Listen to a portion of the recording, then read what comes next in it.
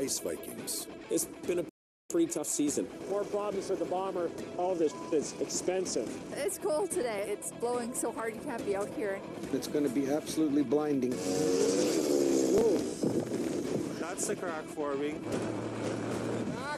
Never do one more net! You stand right in front of the tub. What do you expect? Look, I'm standing right here. Look, I don't want to do this. It's caught somehow. They're ripping because there's so much fish here. It's cutting it close. You got to be a little crazy to do this. We got 2 months now to make hay and we got to do it. Woo! There's feet and feet and feet of snow and minus 50 today. It is worth it if you're catching fish. Gotta get nets in to make paychecks. That's the smell of money, baby. There is a risk every time we go out. If you fell in, I don't think you have a hope in hell of getting out.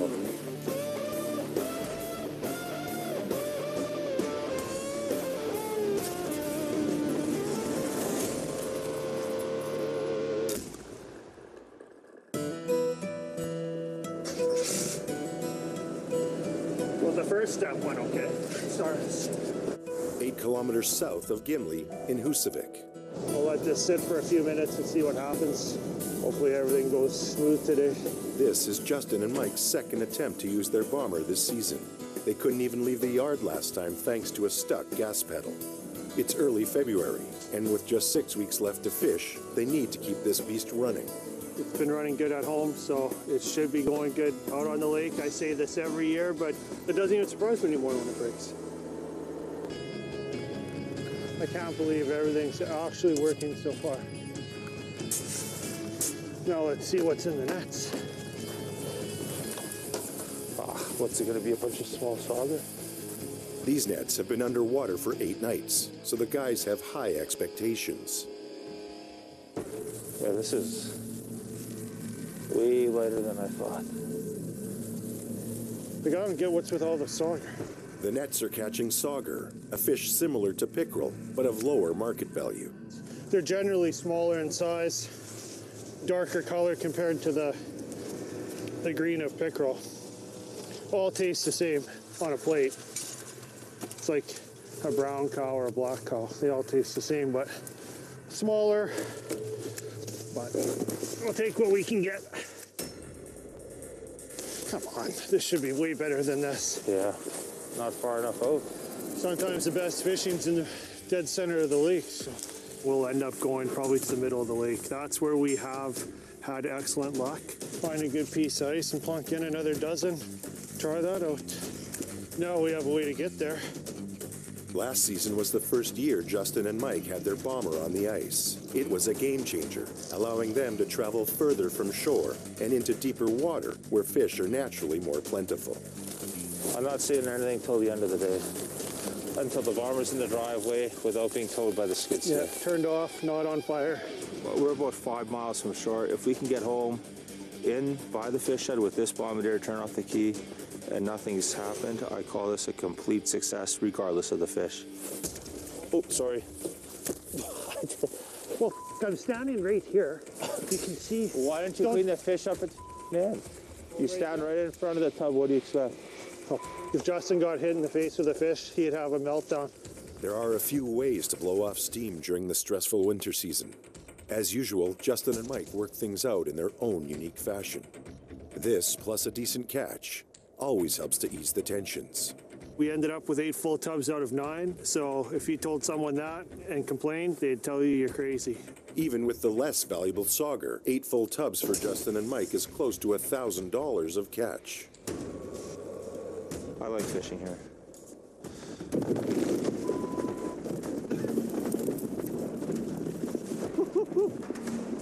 The sound of ice cracking this close can cause even the most seasoned fishermen to panic. That's the crack forming. Jeez, I had to open up a pair of those gotcha I got for Christmas. Jesus Christ, I'm gonna have to have a drink after that one. It's a warning sign. This ice still isn't finished moving. Even now in mid-February, with only 6 weeks left in the season, new cracks can form anywhere. Let's get the out of here before the bomber's in that new crack. Today we're lifting 7 nets. 19 kilometers north of Gimli, in Spruce Sands, later that day. It's my first year, so I don't have anything to compare it to. Yeah, it's been really good. Elena Olafson and Jamie Park head out to check their nets. Their first season fishing together is back on track after a rough start, when they sank their snow machine.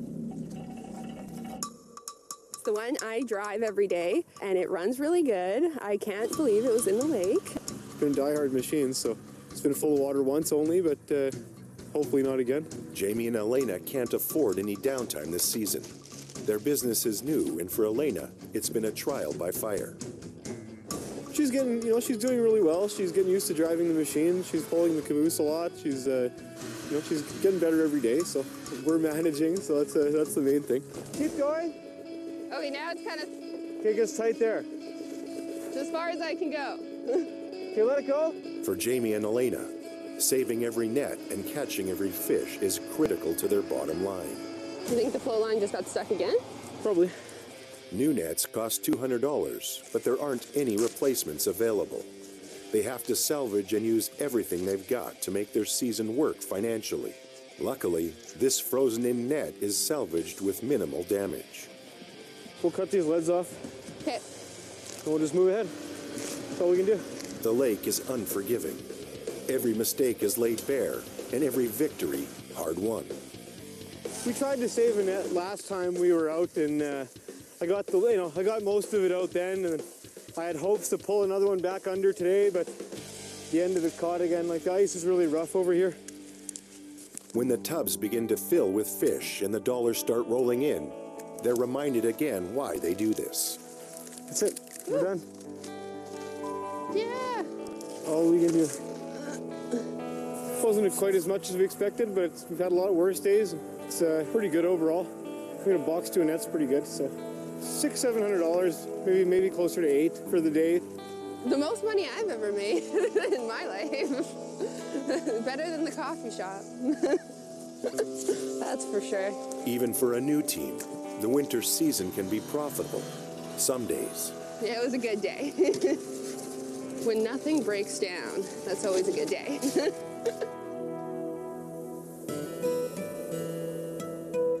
Hey, buddy. Hey, Chris, how's it going? 70 kilometers northeast at the Narrows the following day. I heard you're having some trouble out here. Yeah, I'm always having trouble out here. I had my place last year or the year before. I had everything stolen. You're kidding me. Why would someone do that? Fed up with theft and vandalism at base camp, Chris has hired a local security company to set up cameras on site. It's not that you can stop anybody from coming and taking whatever they want to get.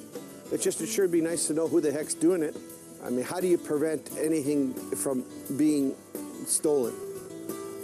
You don't. No, but some signs and some cameras will sure make a big difference. 2 cameras right off of that pole and we could pretty much catch everything.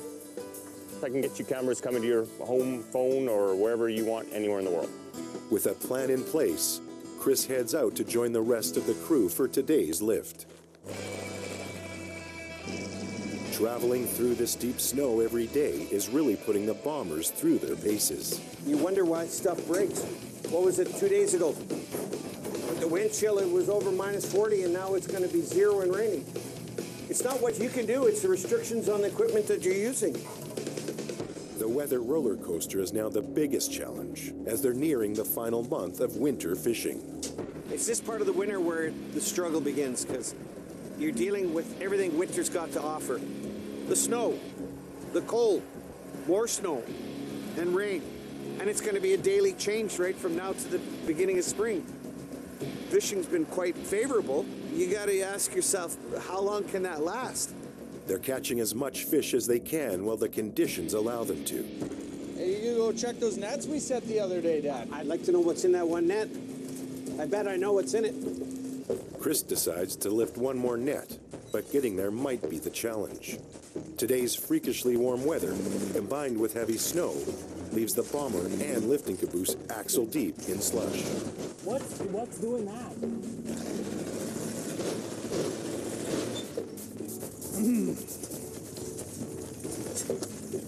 Yeah, there you go. There's a lot of snow here. It's just like, it's been snowing a lot, and it is softer the last bit of snow. But look how close we are to shore. The snow just piles in and piles in and piles in every south wind, and then north wind, it doesn't move. So there's a lot of snow here. There's over a meter of snow on top of the ice. Even bombers struggle in the heavy going, especially when they're attached to a lifting caboose. Hey, Devin, my bet should have been, I bet if we do one more net, we'll have trouble. I knew it. It always is, man. Always, always, always. Chris's decision to lift one more net has come back to haunt the crew. Someone should have said 0 fish in that next day. Oh, we'll just give it a yank. Now you know why there's a bumper on each end of the bombardier. Now we know why we travel with 2 bombardiers. God damn it. God damn it. Back in the Narrows. What happened? I didn't see that coming. The hitch on Chris's bomber has bent, and the pin holding the tow strap is broken. Wow, I've never pulled it like that before. Never seen. I would have thought this rope would have snapped before that. That's what I thought happened. Now they must reattach the tow strap to the frame on the yellow bomber to try again. Can you not back up at all? Either that or get the tires, jack it up, and throw the tires under it if this don't work.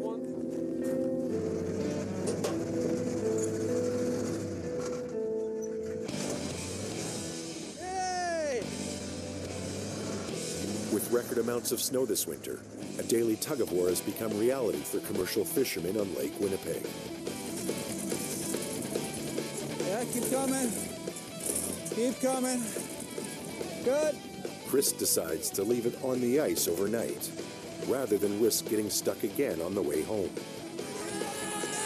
Never do one more net. See? You cursed it. Me and Devin live by that rule. Never do one more. Anytime we've ever had trouble, it's been because we're trying to do one more net. I'm not going to say you're right, but I wouldn't say you were wrong. We got all the fish we need. Let's just get home. Try to get home. It's just going to be nonstop like that for months now. It's just to get from point A to point B. It's living my life 80 yards at a time. It's the same old story. Hey, Captain. Hi, Amanda. 90 kilometers south in Gimli, later that day. Hey, thank you for coming. Here, I've got my bombardier, and here they put the slug in here. Robert Christensen has asked a mechanic friend to drop by his shop. He needs some advice about his old bomber. I'm Amanda Walchuk. I'm here to help Bobby put his bombardier engine back together. He's the captain ever since I met him. The captain. Okay, and this is you said what? Intake manifold gasket. Okay. The bomber engine has been leaking antifreeze. Robert has taken it apart, but now he has to put it back together. This is my 1954 B. Like I say 1,000 times, and I'll tell anybody who ever wants to listen what a fantastic these things are, but they got to be kept up. These bombers are perfect for commercial fishing on Lake Winnipeg, but they're not made anymore. Robert and all the others rebuild them again and again. Oh, this has got to go in here. That's going to line up in there. Okay. You got to make sure you got somebody helping you put that back in. That's heavy. That's not aluminum. Not like these new trucks. Robert's bomber is 68 years old, ready for a museum, but he keeps it ready at all times in case his son Chris or grandson Trevor need it on the ice. You want to get that coolant out of those bolt holes for when you're torquing your head bolts down. You don't want coolant in there. Thank you. You're welcome. Yeah, thank you. Anytime, Captain. You're lucky I like you so much. Oh, there it comes. You all come back now, you hear? Now we'll get it back together again. This is in case the boys need that bombardier. You know, nothing is for sure in this business.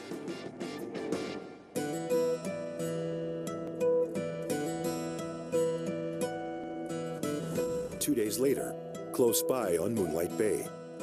The skidoo, it cabbed, it didn't go because of the cold weather. She wouldn't start. The brutal cold has claimed another piece of equipment. Richard and Mike's snowmobile wouldn't start today. It's not the only piece of gear they're missing. The auger on the bomber is out of action too. Yesterday I had a little accident. All of a sudden I felt just a hell of a bang, and I looked.